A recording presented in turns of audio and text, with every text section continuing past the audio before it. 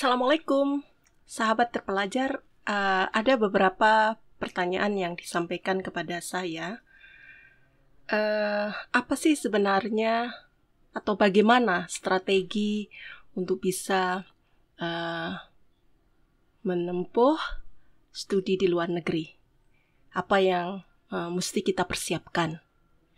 Nah, saya akan secara singkat menjawab pertanyaan itu, yaitu mulailah dengan mimpi. Nah, apa yang dimaksud dengan memulai ini dengan mimpi? Jadi, saya ingin mengatakan bahwa belajar di luar negeri itu harus disertai dengan motivasi dan semangat yang kuat. Nah, motivasi dan semangat yang kuat itu biasanya muncul dari keinginan-keinginan yang kuat. Dan jika seseorang memiliki keinginan yang kuat itu bisa dikatakan sebagai mimpi dia, ya. Mimpi yang mungkin dianggap sebagai sesuatu yang sangat sulit dicapai, tetapi jika mimpi itu kita tanamkan secara terus-menerus, maka suatu saat itu akan tercapai. Nah, saya ingin menjelaskan tentang bagaimana memulai mimpi itu. Jadi, kita bisa sebenarnya menulis mimpi-mimpi itu di buku harian kita, di tembok-tembok kamar kita, ya. Apa yang sebenarnya Anda inginkan suatu saat nanti yang ingin Anda capai. Termasuk misalnya adalah keinginan untuk studi di luar negeri. Mungkin untuk sebagian orang itu sesuatu yang sangat mustahil untuk dicapai. Karena misalnya kita merasa bahwa kita tidak memiliki kemampuan yang cukup untuk berbahasa asing. Kita merasa bahwa barangkali kita khawatir tentang bagaimana beradaptasi untuk tinggal di luar negeri. Bagaimana hidup jauh dari keluarga dan sebagainya dan sebagainya. Jadi ada banyak hal yang seolah-olah menghalang-halangi mimpi itu, ya. Tetapi jika kita terus-menerus menanamkan mimpi itu pada diri kita sendiri, maka itu akan mengantarkan kita pada satu titik tertentu. Seperti juga ketika misalnya Anda bermimpi untuk studi di luar negeri. Nah, ketika mimpi itu sudah menjadi bagian dari hidup Anda, maka ada semacam motivasi atau semangat Anda untuk melakukan langkah-langkah persiapan. Misalnya, yang pertama adalah dengan melakukan kajian atau rajin mencari informasi tentang beasiswa. Jadi biasanya kalau Anda sudah bermimpi ingin sekali belajar di luar negeri, maka di bawah kesadaran Anda ketika Anda browsing informasi melalui media, Anda selalu mencari berbagai informasi yang berkaitan dengan beasiswa luar negeri, ya. Jadi sebut saja misalnya ada Nuffic, ada DAAD, ada Fulbright dan lain sebagainya. Di mana dengan mencari informasi terhadap berbagai macam jenis beasiswa itu, Anda sesungguhnya sudah mempelajari lebih awal, ya, tentang persyaratan yang mereka minta, kualifikasi yang mereka inginkan, kemudian hal-hal lain atau dokumen-dokumen lain yang akan mendukung ketika kita ingin melamar beasiswa tersebut. Oleh karena itu, ini semacam persiapan sejak awal, ya, dengan cara mencari informasi itu.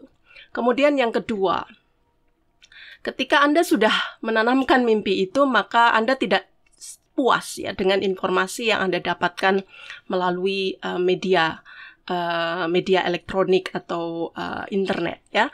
Anda ingin mencari tahu langsung, ya, dengan bertanya kepada mereka, misalnya dosen atau para profesional ya, yang sudah punya pengalaman studi di luar negeri. Anda akan bertanya kepada mereka ya, bagaimana pengalaman mereka, bagaimana strategi mereka untuk memenangkan aplikasi itu ya, persiapan apa yang mesti dilakukan ya. Jadi dengan demikian Anda akan mendapatkan informasi yang lebih banyak lagi ya tentang apa yang Anda dapatkan dari media elektronik. Nah, dengan informasi-informasi yang Anda dapatkan tadi, yang berawal dari mimpi tadi itu, maka Anda kemudian bisa membuat satu rencana-rencana ya, apakah yang akan Anda persiapkan nantinya. Misalnya dengan memperkuat kemampuan bahasa asing saudara ya. Apakah itu dengan cara otodidak atau dengan cara kursus ya, kalau Anda sudah mengetahui syarat-syarat yang mereka minta ya.